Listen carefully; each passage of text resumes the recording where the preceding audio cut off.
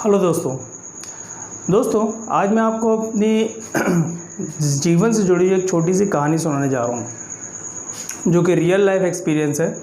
इसको कहानी बोलना तो हालांकि थोड़ा गलत होगा because this is something which is related to my life.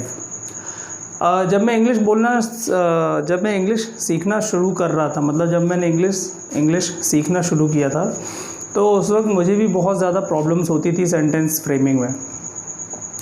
और मुझे चूँकि हमेशा ही बताया गया था, जैसे आपको भी बताया जाता है, कि इंग्लिश सीखने के लिए सबसे पहले टेंसेस पे हमारी होल्ड होना बहुत ज़रूरी है, क्योंकि जब तक टेंस पे हमारी होल्ड नहीं होगी तब तक इंग्लिश ग्रामर को समझना या इंग्लिश को समझना या सीखना हमारे लिए बहुत मुश्किल है, क्योंकि टेंस ही वो बेस है जिसके ऊपर हम इंग्लिश सीखना शुरू करते हैं। मतलब टेंस सीखना हम ऐसा मान सकते हैं कि इंग्लिश सीखने की पहली सीढ़ी है।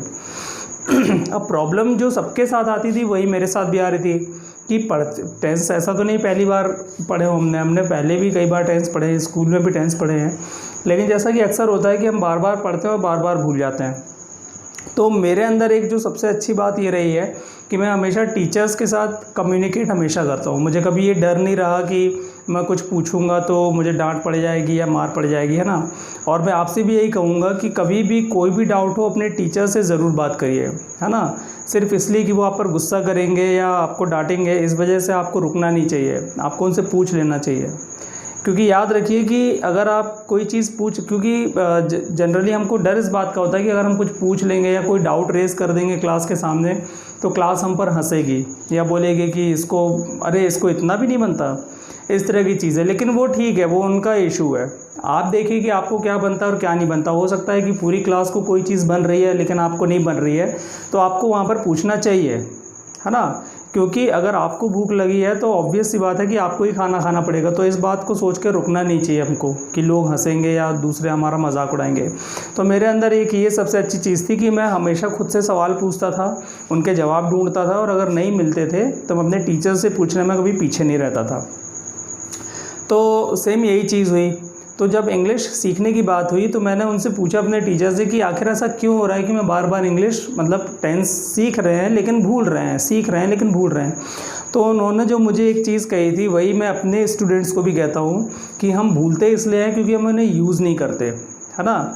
और मैं लगभग अपने हर वीडियो में ये चीज़ बोलता हूँ कि ग्रामर को, चाहे आप कोई भी पर्पज़ हो, चाहे ग्रामर ही आपका सीखना पर्पज़ है या स्पोकन इंग्लिश करना आपका पर्पज़ है, चाहे कॉम्पिटिटिव के लिए आपका पर्पज़ है, लेकिन आप कितना भी पढ़ लें लेकिन अगर आप उसे यूज़ नहीं करेंगे तो आप उसे भूल जाएंगे। ये बहुत ही पक्की बात है। यही चीज़ आप मैथमेटिक्स में भी देख सकते हैं कि मैथमेटिक्स में हम बहुत सारे आइडेंटिटीज़, फॉर्मूले, बहुत सारे सब कुछ लर्न करते हैं, लेकिन जनरली हमको लास्ट में वही आइडेंटिटीज़ या वही फार्मूलाज याद होते हैं जिनको हम बार बार यूज़ करते हैं। जिनको हम बार बार यूज़ नहीं करते उन्हें हम भूल भी जाते हैं, है ना। तो ये बहुत ही आजमाई हुई और बहुत ही बेसिक सी बात है। तो वो उन्होंने मुझे बताई। तो उस दिन मैंने ठान लिया कि अब मैं जो भी टेंस सीखूँगा तो मैं उन्हें यूज़ ज़रूर करूँगा। दूसरी अच्छी आदत मेरी एक जो मेरे अंदर थी इंग्लिश सीखने के मामले में, वो ये थी कि मैं हर सेंटेंस को इंग्लिश में ज़रूर, मतलब बोलने की या सोचने की कोशिश करता था कि हर सेंटेंस जो भी है उसको इंग्लिश में कैसे बोलेंगे। बट शुरुआत उसकी कहाँ से होनी थी? टेंस के साथ। तो सबसे पहले मैंने ये सोच लिया कि मैं टेंस पर ही अपनी पकड़ बनाऊँगा। अब एक दिन क्या हुआ कि मैं घर पे था और शाम के चाय का टाइम हो रहा था, तो थोड़ा सा टाइम हो गया। तो मैंने अपनी मम्मी को पूछा कि मम्मी चाय नहीं बनी है क्या?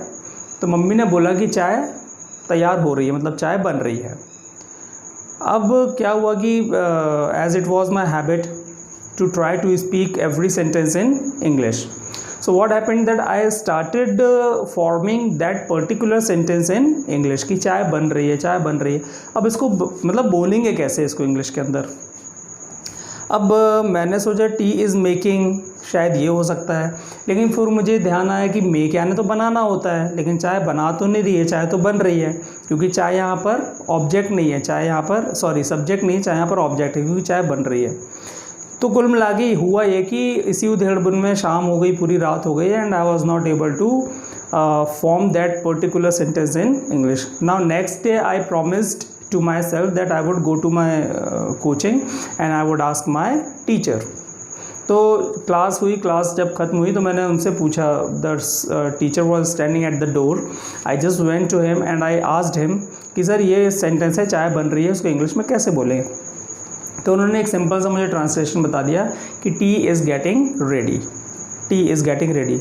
साथ ही साथ उन्होंने मुझे ये भी बताया कि ये जो सेंटेंस है ये प्रेजेंट कंटिन्यूअस का है।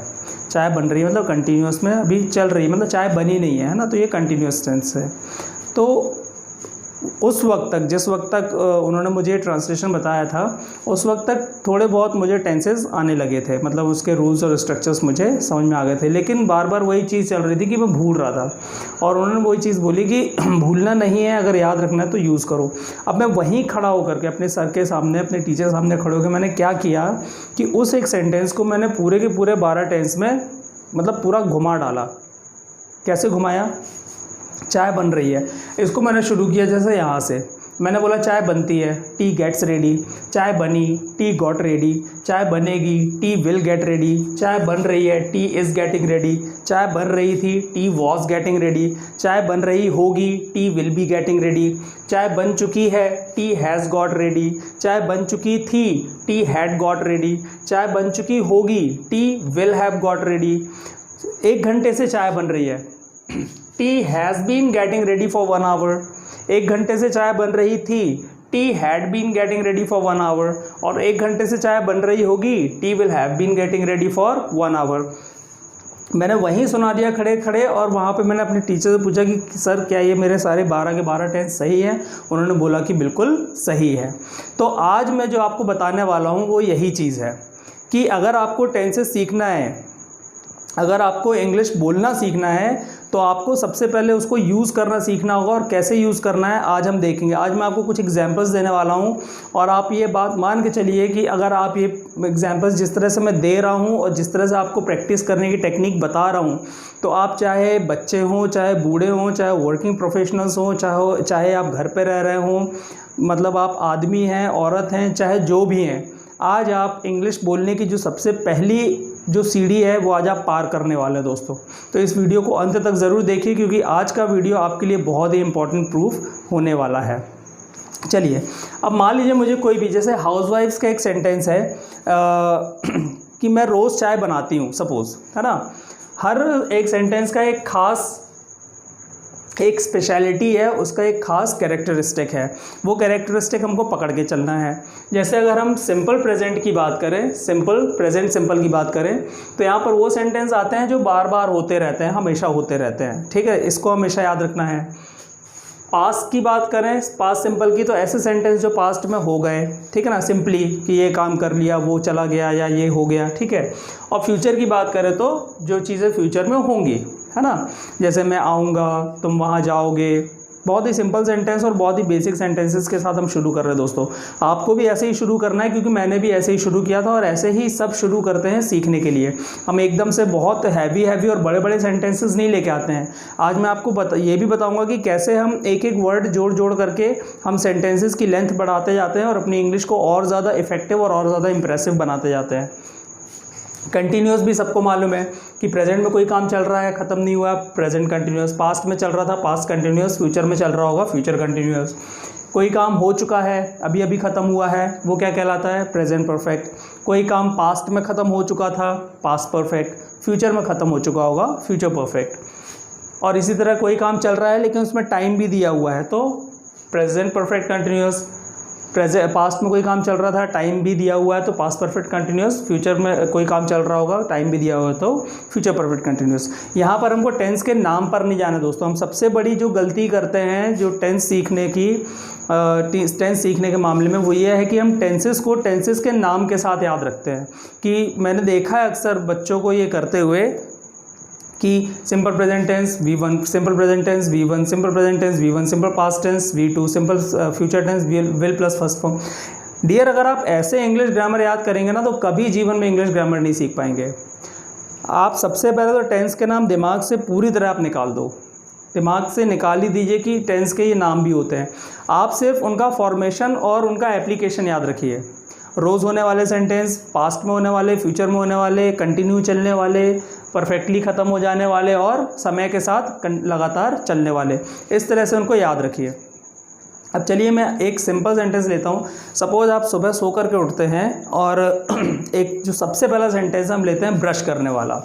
तो घर में कोई छोटा बच्चा है और वो बोलता है मैं रोज़ ब्रश करता हूँ, तो आप क्या बोलेंगे? वो क्या बोलेगा? I brush my teeth every day. मैं रोज़ अपने दांतों को ब्रश करता हूँ, I brush my teeth every day. मैंने कल अपने दांतों को ब्रश किया, I brushed my teeth yesterday. I brushed my teeth yesterday. मैं कल अपने दांतों को ब्रश करूँगा, I will brush my teeth tomorrow. I will brush my teeth tomorrow.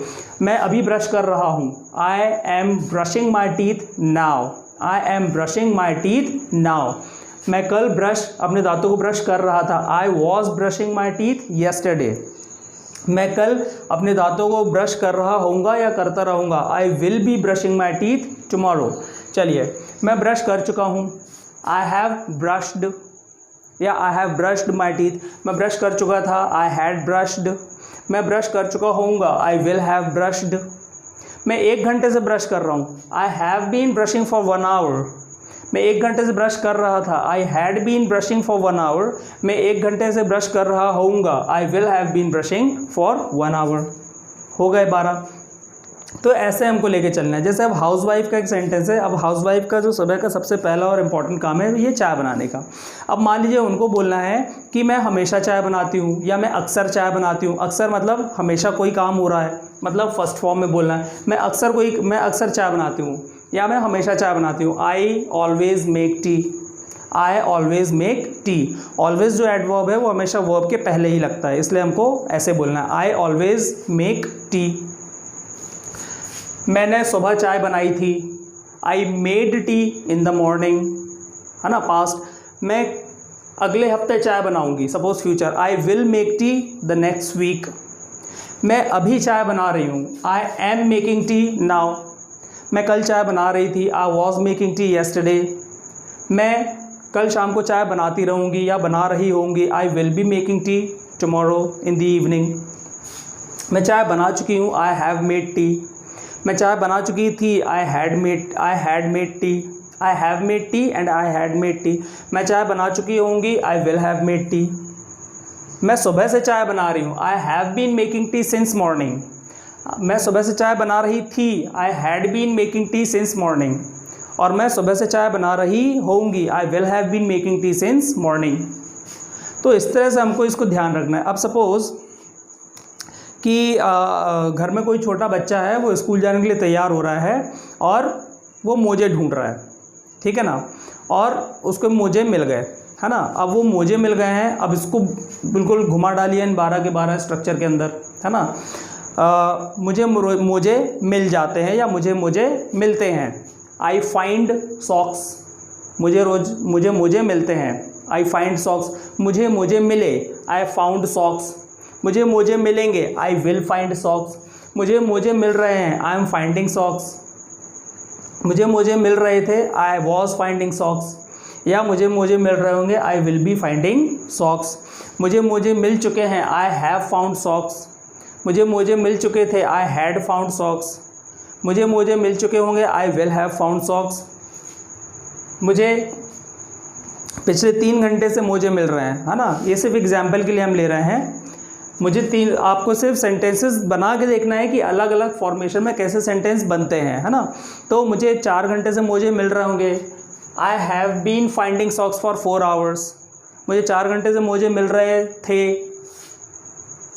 I had been finding my socks for 4 hours. और मुझे 4 घंटे से मोजे मिल रहे होंगे, I will have been finding my socks for 4 hours, ठीक है। अब जैसे कोई ऑफिस गोइंग कोई एम्प्लॉई है जो ऑफिस जाते हैं, ठीक है, वो क्या बोलते हैं, मैं ऑफिस जाता हूँ, आई गो टू ऑफिस। मैं ऑफिस गया, आई वेंट टू ऑफिस।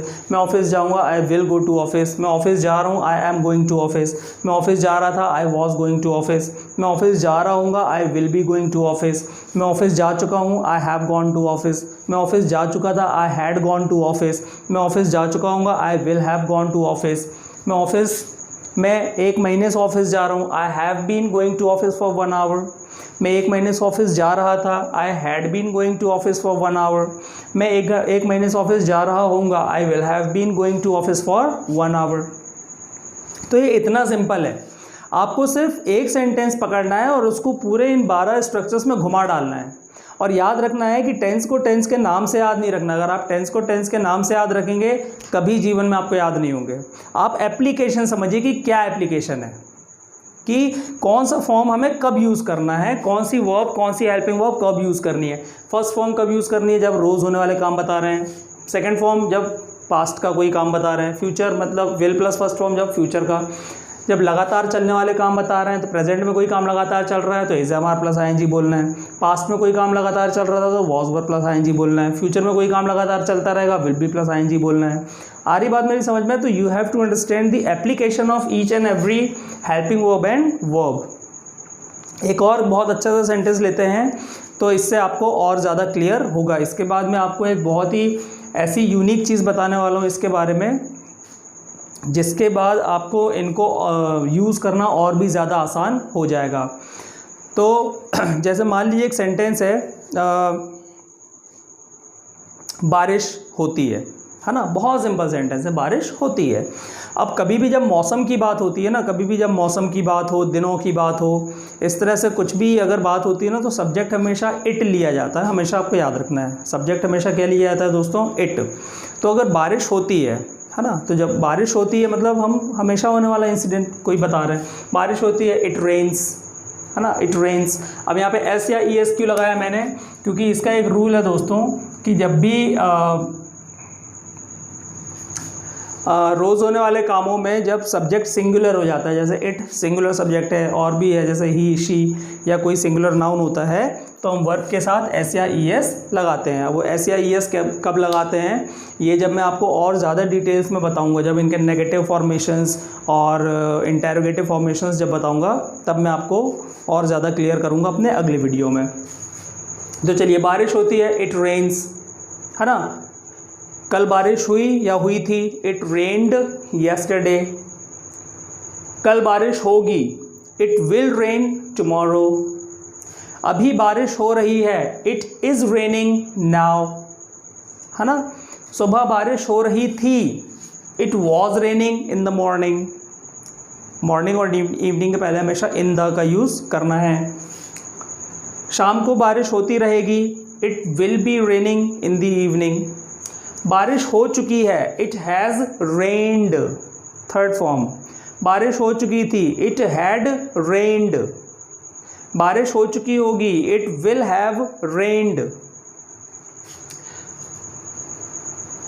सुबह से बारिश हो रही है सपोज, तो it has been raining since morning. सुबह से बारिश हो रही थी, it had been raining since morning. सुबह से बारिश हो रही होगी, it will have been raining since morning.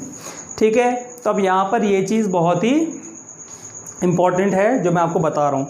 तो बस इस तरह से मैंने क्या किया कि उन 12 टेंसेज में एक एक सेंटेंस को मैं पकड़ता था और 12 टेंस में उनको 12 स्ट्रक्चर्स में उनको घुमाते रहता। और ये काम मैंने तब तक किया जब तक वो 12 चीज़ें, 12 एप्लीकेशन जाके मेरे दिमाग में सेट नहीं हो गए।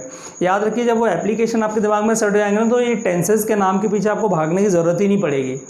आपको तुरंत समझ में आ जाएगा कि अच्छा, ये सेंटेंस इस पर्टिकुलर टेंस को बिलोंग करता है ना।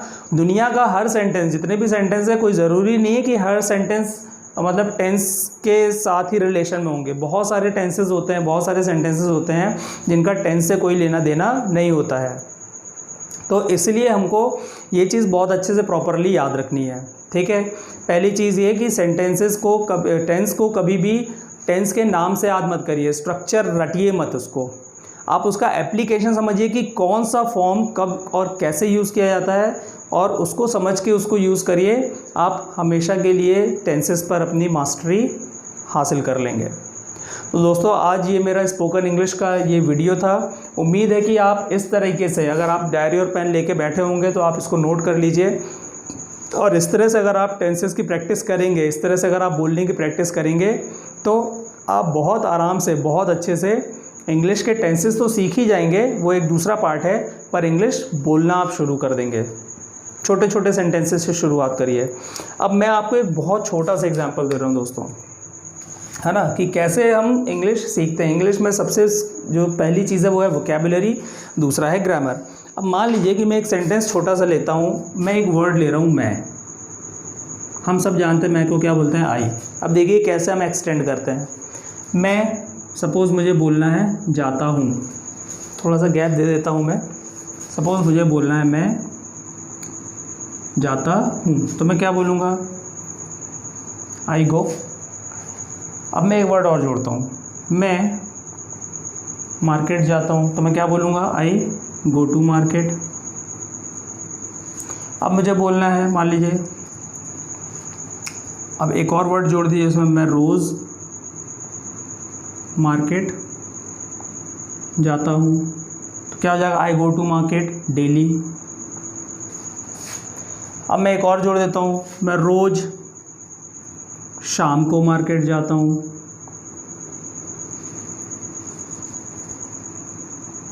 मार्केट जाता हूँ। I go to market daily in the evening. अब मैं एक और वर्ड जोड़ देता हूँ, मैं रोज़ शाम को 5 बजे मार्केट जाता हूँ।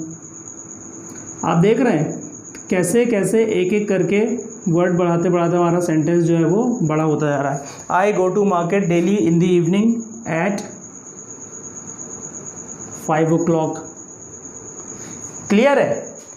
अब तो देखिए हमने मैं से शुरू किया था और कैसे अब एक एक करके सेंटेंस बड़ा होता जा रहा है। तो दोस्तों यही मैं आपको समझाना चाह रहा हूँ कि शुरुआत हमेशा छोटे से करिए और फिर उसमें एक एक चीज़ इंक्लूड करते जाइए, जोड़ते जाइए। अपने आप आपकी इंग्लिश बेहतर से बेहतरीन होती जाएगी और आप बहुत अच्छी इंग्लिश बोल पाएंगे।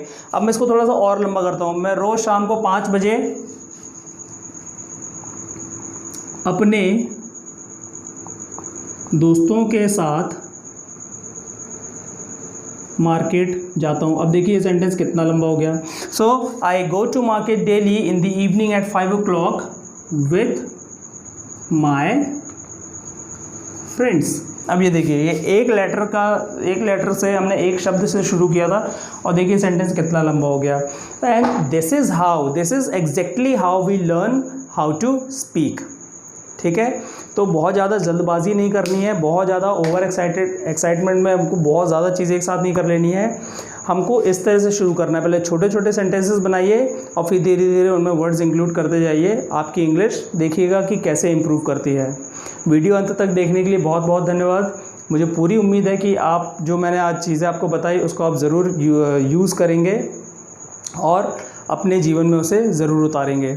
दूसरी चीज़ ये कि आपको ये वीडियो कैसा लगा आप कमेंट बॉक्स में जाकर कमेंट ज़रूर लिखिए और आप किन टॉपिक्स पे मुझसे वीडियो बनवाना चाहते हैं या आप चाहते हैं कि मैं वो वीडियो आपके लिए बनाऊं, तो वो भी आप जाकर के कमेंट बॉक्स में लिख सकते हैं। Thank you.